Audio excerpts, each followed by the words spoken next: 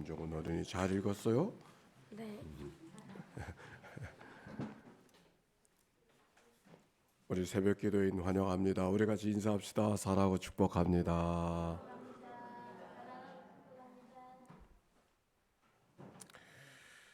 자, 오늘 성경 이제 오늘로 사사기서는 다 마쳐지게 되죠. 그래서 20장과 21장의 말씀을 읽게 되어졌는데 이 말씀은 19장부터 이어지는 말씀입니다. 19장에 한 레위인이 부인이 있었었는데 그 부인을 레위인들은 거류와 기업이 없어서 이것저것을 떠다니면서 살아가던 그런 경우가 되어져서 거처를 베냐민 사람들에게 거처를 구하려고 갔더니 그 베냐민 사람들이 불량배들이 이 레위인 사람의 부인 첩이라고 얘기했는데 그 능욕을 하고 아주 또 죽이기까지 했어요. 이스라엘 백성들은 낯선 사람이 오면 경계하는 것이 아니라 우선 환대하는 게 그들의 문화인데 이 환대는커녕 사람을 죽였으니 이 어찌 일어나면 안 되는 일이 일어난 거죠. 근데 그 일로 말미암아서 이 소식이 온 세상에 다 알려지게 됐어요. 그랬더니 다른 지파 사람들이 어떻게 우리 백성들에게 이런 일이 있을 수 있느냐고 해서 격분해가지고서 베냐민 지파 사람들을 가만두면 안 된다고 그래서 전쟁을 하는 이야기가 오늘 성경에 기록이 되어져 있습니다. 왜 전쟁을 하게 되어졌는가 하는 이야기는 19장에 있고 오늘 읽어진 말씀은 이제 그 백성들이 다 연합을 해서 전쟁을 하게 되어졌는데 그 전쟁을 통해서 베냐민 사람들도 이 거의 멸절을 시키다시피 그렇게 됐습니다. 그랬더니 베냐민 사람들이 오히려 한 지파가 무너지게 되어지고 없어지게 되니까 우리 백성들이 어찌하다가 이런 일이 일어났는가 통회하면서 울며 하나님 앞에 통곡하는 이야기가 오늘 성경에 기록이 되어져 있죠. 그래서 그 베냐민 지파에 600명의 남자가 남아 있었는데 그들에게 아내를 구해주는 이야기가 그래서 베냐민 지파가 지속되도록 또 여러 가지 일들을 만들어가는 이야기가 21장에 기록이 되어져 있습니다. 오늘은 20장의 말씀에 주목을 해보려고 합니다. 20장의 말씀 속에 지금 베냐민 지파와 11 다른 지파들이 똘똘 뭉쳐가지고서 전쟁을 하잖아요. 우리말로 표현하면 동족상잔이 일어나는 거예요. 같은 백성들끼리 같은 형제들끼리 같은 하나님의 백성이라고 하는 같은 집안들끼리 싸우는 이야기가 돼버리고 마는 거예요. 근데 사실 처음부터 싸우려고 한 것은 아닙니다. 지파들이 함께 모여서 어떻게 이 하나님 백성들에게 이런 일이 있을 수 있느냐고 베냐민 지파 사람들에게 통고하죠. 어떻게 너희들에게 이런 악이 찾아왔는가? 악을 버리라, 악을 돌이키라 이런 말씀을 전하는 보냈지만은 베냐민 지파 사람들이 그 다른 지파 사람들의 그 요청을 무시해 버리고 들은 척하지 않습니다. 그래서 결국 전쟁이 일어나게 됐어요. 그래 베냐민 지파 사람들이 40명을 동원해서 전쟁을 하는 이야기가 기록이 되어져 있는데 20장 1절 봅시다. 20장 1절 시작. 이에 모든 이스라엘 자손이 단에서부터 부엘세바까지와 길르앗 땅에서 나와서 그 회중이 일일이 미스바에서 여호와 앞에 모였으니 단에서부터 부엘세바까지 저 꼭대기가 단이고 저 아래가 부엘세바거든요. 그래서 온 이스라엘 백성들이 다 모였다는 얘기고 길르앗 땅에서 나와 길르앗 요단강 동편 땅이 길르앗이거든요. 길르앗까지 지금 요단강 동편에 있는 지파들까지 다 지금 이 미스바에 모여져 있음을 이야기하고 있는 것이죠. 그래서 2절에 보니까 온 백성의 어른 곧 이스라엘 모든 지파의 어른들은 하나님의 백성의 총회에 섰고 칼을 빼는 보병은 40만 명이나 되었다 이렇게 말하고 있습니다. 모든 어른들이 다 모였어요. 근데 그 가운데 그 모여진 사람 가운데 칼을 빼는 사람이 얼마나 되는가 그랬더니 40만 명이나 되었다 그렇게 말하고 있습니다. 그들이 이렇게 말합니다. 3절 이스라엘 자손이 미스바에 올라간 것은 베냐민 자손이 들었더라. 이스라엘 자손이 이르되 이 악한 일이 어떻게 일어나는지 우리에게 말하라 하니, 악한 일이 어떻게 우리에게 일어나는지 우리에게 자초지종을 이야기하라. 그러나 뭐 할 말이 있어요? 결국 들은 척하지 아니하므로 전쟁이 일어나게 됐습니다. 그래서 전쟁을 하게 되어졌는데, 그 전쟁이 오늘 그 전쟁에 대한 이야기를 나누는데, 전쟁이 한 번에 이겨버린 전쟁이 아니고 첫 번째 전쟁을 했는데 글쎄 전쟁에 그 지파 연합이 지고 말았어요. 2만 5천 명이나 2만 2천 명이나 목숨을 잃어버리고 전쟁에 지게 됐어요. 그래 하나님 앞에 묻습니다. 하나님이 전쟁을 다시 해야 될까요? 하나님께 물었어요. 그랬더니 하나님께서 하라 그러셨어요. 그 전쟁을 또 했는데 또 졌어. 18,000명이나 전사를 했어요. 세 번째 다시 묻습니다. 하나님, 이 전쟁을 계속 해야 됩니까? 말아야 됩니까? 하나님이 또 전쟁을 하라고 해서 그래서 세 번째 나가서는 그 전쟁을 이기게 되어졌는데, 오늘 이 아침에 우리가 같이 나누고 싶은 이야기는 왜 한 번에 이기게 하시지? 세 번씩이나 하나님 앞에 전쟁을 해야 될까 물었는데 묻고 나간 전쟁을 져버리고 말았으니 이게 어떻게 된 조화인가?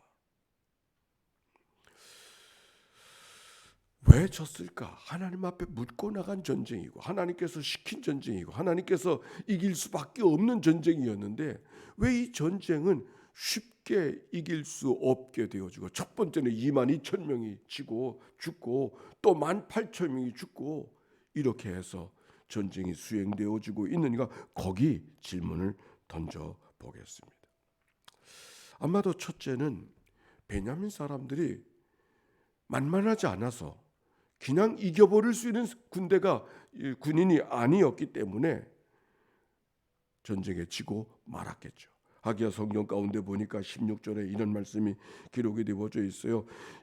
베냐민 지파의 군인 가운데는 700명은 돌을 던지면 조금 더 틀림이 없는 자였다. 왼손잡이들이었는데, 왼손잡이 700명이었는데 왼손잡이였던 그 사람들은 물맷돌 던지는 사람이었는데, 물맷돌을 던지기만 하면 다윗이 골리앗을 이기듯이 틀림이 없던 사람이었다. 그렇게 막 말하고 있어요. 아주 특수부대가 그들 가운데 만들어져 있음을 이야기하고 있는 거예요. 우리들의 말로 말하면 특별한 미사일 부대가 지금 만들어져 있는 거예요. 그래서 졌을 수도 있다. 그렇게 볼 수도 있어요.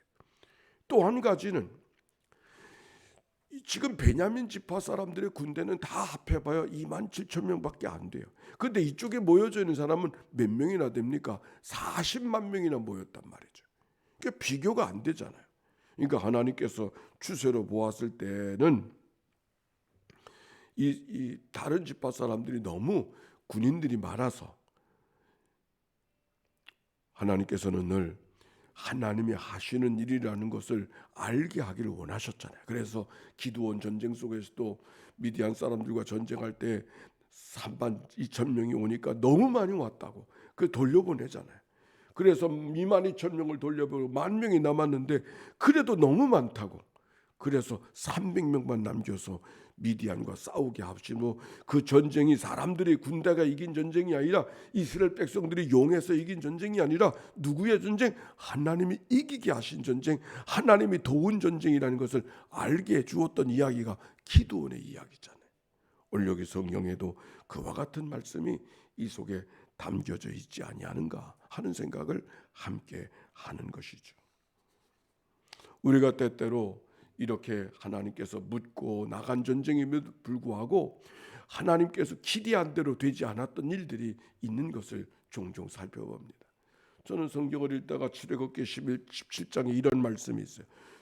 듣기만 하세요. 이스라엘 자손이 온 회중이 여호와의 명령대로 신광야를 떠나서 그 노종대로 행하여 르비딤의 장막을 쳤으나 백성이 마실 물이 없는지라.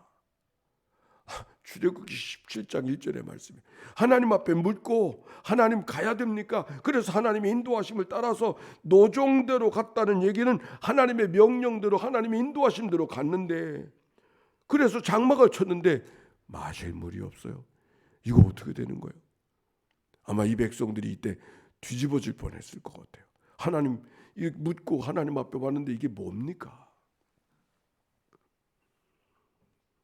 우리가 성경을 보면서 기억해야 될 것은 그럴 수 있는 사건들이 있음을 인정해야 하는 것이죠. 즉 하나님 앞에 묻고 응답을 받는 그 중 속에서도 늘 하나님은 우리의 삶을 그 가운데서도 다루어 가시는 분이 하나님이시라고 하는 말씀을 기억해야 하는 겁니다. 근데 그들이 하나님 앞에 실패 속에 기도할 때 첫 번째 실패를 한 다음에 하나님 앞에 기도할 때 이렇게 기도했어요. 23절에 보십시다. 23절 이스라엘 자손이 올라가서 여호와 앞에서 저물도록 울며 여호와께 여쭈어 이르되 내가 다시 나아가서 내 형제 베냐민 자손과 싸우리이까 하니 여호와께서 말씀하시되 올라가서 치라 하시니라. 지금 베냐민 사람들과 이스라엘 지파들이 함께 싸우고 있지만 싸우는 속에서도 하나님께서 원하시는 일이 있는 거예요. 그것이 뭘까? 우리가 잘 헤아릴 수 없지만 그러나 여기 성경에 보니까 백성들이 하나님 앞에 묻고 있었던 그 언어 속에 독특한 언어가 있어요. 그 언어가 뭐냐면 하나님 내가 나아가서 베냐민 자손과 싸우리까 이렇게 말하지 않고 내 형제 베냐민 자손과 싸우리까. 지금 이 지파들의 연합들과 베냐민이 싸울 때 그때 하나님 마음이 어떤 마음이겠어요? 하나님의 백성들이 함께 싸울 때 하나님 마음이 어떤 마음이겠어요? 그들이 싸운다 할지라도 그들이 마치 짐승 다루듯이 베냐민 사람들을 다뤘다고 하면 하나님이 더 처절하게 느끼셨을 것 같아요. 싸우기는 싸우지만 싸우지 말아야 될 싸움을 싸운다고 하는 이 동족들 간에 내 형제 베냐민과 더불어 정말 싸워야 됩니까? 그 지파들의 기도 속에 그들을 싸우지만 저들은 짐승들이 아니고 내 형제들이라는 사실을 잃어버리지 않고 그러나 하나님 때문에 싸울 수밖에 없는 그 안타까운 마음이 싸우는 사람들의 마음속에 담겨 있는 거죠.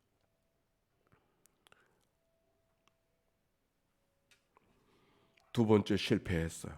그들이 하나님 앞에 어떻게 기도하는가? 26절 보세요. 26절 같이 한번 읽어봅시다. 시작. 이에 온 이스라엘 자손 모든 백성이 올라가 베델에 이르러 울며 거기서 여호와 앞에서 앉아서 그날이 저물도록 금식하고 번제와 화목제를 여호와 앞에 드리고 이스라엘 자손을 여호와께 물으니라. 그때에는 하나님의 언약궤가 거기 있고 두 번째 전쟁에서 묻고 가는데 또 졌거든요. 그때 하나님 앞에 어떻게 하고 있어요? 금식하며 울며 통회하면서 하나님 앞에 간절히 기도하는. 그들은 베냐민 지파들과 싸우고 있었지만 베냐민 지파를 짐승처럼 몰아가지 아니하고 오히려 우리 가운데 이런 죄가 있는 것을 통회하고 내 가운데는 저가 베냐민이 지파가 범한 죄가 내 가운데는 없는가를 돌아보는 그 마음이 이 기도 속에 있잖아요. 전쟁을 위해서 기세를 돋우고 구호를 외치는 그런 시간이 아니라 오히려 하나님 앞에 통회하며 자백하며 싸우기는 싸우지만 이와 같은 일들이 어떻게 이 백성들에게 있게 되었습니까? 오히려 통회하며 자백하는 그 백성들의 모습. 하나님이 묻고 갔는데도 왜 실패하게 했을까? 지금 묻고 갔는데도 실패하는 그 실패 속에서도 하나님이 이 백성들을 다루어 가시는 또 다른 하나님의 말씀이 있는 거죠. 결국은 이 지파 싸움에 이 지파 베냐민 지파와 백성들의 싸움을 통해서 어느 한 지파가 없어진 것이 그것이 문제가 아니라 지파들이 그동안 지파주의 때문에 각각의 자기의 생각대로 살아가던 그 백성들이 오히려 이 전쟁을 통해서 함께 뭉치는, 함께 연대하는 그런 기회가 되었어요. 싸우다가 우리가 남이 아니지, 우리가 하나님의 백성이지, 우리가 누구야? 라고 하는 사실을 기억하고 돌이키는 기회가 되어졌어요. 그래서 한 민족 공동체로 거듭나는 역사가 이 사건을 통해서 만들어지고 있다고 하는 사실을 생각해 보면 우리는 여기서 단순히 자기들끼리 싸웠대, 이 얘기가 아닌 것이죠. 그 싸우는 속에서도 하나님의 다루어 가시는 또 다른 사실들. 밀과 가라지를 통해서 우리는 가라지는 처음부터 보이지 않았어요.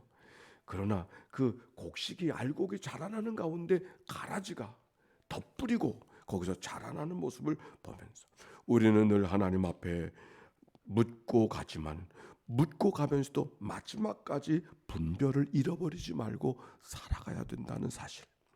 우는 사자와 같이 사탄은 삼킬 자를 두루 찾는 세상을 살고 있음을 기억하고 언제나 우리의 생활 속에 가라지가 있음을 기억하고 끝까지 묻고 가면 하나님 앞에 옳은 하나님이 원하시는 길이 무엇인가를 스스로 조심하며 삼가며 살아가는 그런 은혜가 우리 가운데 있어야 될 것입니다. 고린도전서 10장 12절 너희는 스스로 조심하라. 그렇지 아니하면 방탕함과 술 취함과 생활의 염려로 마음이 둔하여지고 뜻밖의 그날이 덫과 같이 너희에게 임하리라. 오늘도 하루가 시작되어졌습니다.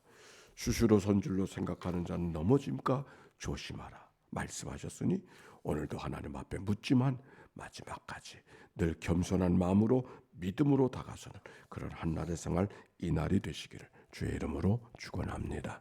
함께 기도하며 주님 앞에 다가섭니다. 사랑이 많으시고 자비로우신 하나님, 오늘도 하나님께서 이 아침에 깨워주셨는데 묻고 듣고 순종하며 걸어가는 저희들의 삶이 되게 하옵소서. 물었음에도 불구하고 하나님께서 과연 이 길로 가게 하십니까? 다시 묻고 겸손히 하나님의 뜻을 구하는 백성들 되게 하옵소서. 하나님 감사합니다. 하나님, 새 아침이었습니다. 김명희 집사님, 김종훈 사랑하는 아들을 통해서 읽혀진 말씀을 통해 하루를 시작합니다.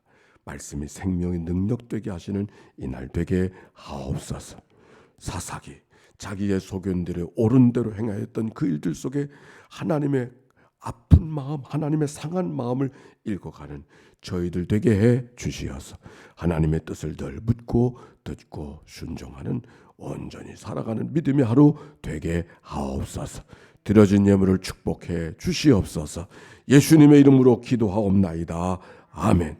이제는 성부, 성자, 성령 삼일째 하나님의 크신 은혜와 사랑과 역사가 이제와 같이 영원히 함께해 주시기를 축원하옵나이다. 아멘.